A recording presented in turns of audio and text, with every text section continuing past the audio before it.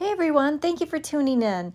Today I'm putting together a sweet little bouquet, but I'm going to be using some succulents in it. So these are actually artificial succulents, but I did read that a new trend for 2025 is using sustainable flowers, and one of those that they were referencing were succulents. So you can actually have succulents out of water for quite a long time and then put them back in water and reroot them, replant them and such. So I thought that was really neat. However, I do not have fresh cut succulents, so I'm just using artificial. But by keeping this bouquet smaller, it will cater more towards live plants, as you don't have that real long root or stem on them.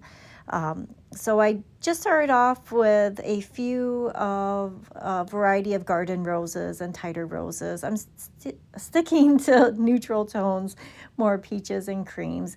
The cream colored roses, even though they're smaller, they're a bit brighter. So I'm going to put those towards the middle and just kind of do a tight mound around those cream colored roses. And then I work a few of those succulents in there. I have a burgundy succulent and then more of a greener colored one. Originally I had the green towards the center, but then I moved them to the outside because that burgundy is just a little bit more attention grabbing. And then I put a collar of artificial wheat around the outside, and then some larger leaves to hide my mechanics. And then I will tie everything off with a chenille stem.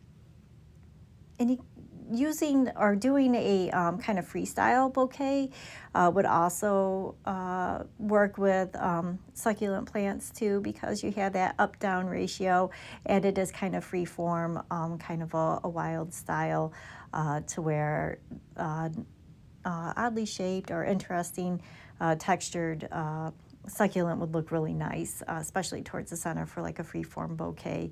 I love my traditional roundy moundies. I just can't help it. Just has that classic look to it. So that's why I went with this style bouquet.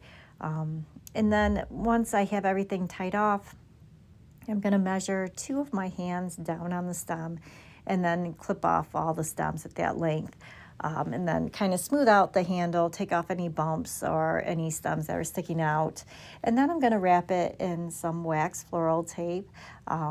And I ran out halfway through. So I started off with green, I ran out halfway through. I just finished with brown, but that's okay. All it's doing is holding the stem together, because I'm going to then cover it with this floral tape that I found at my favorite store, Hobby Lobby.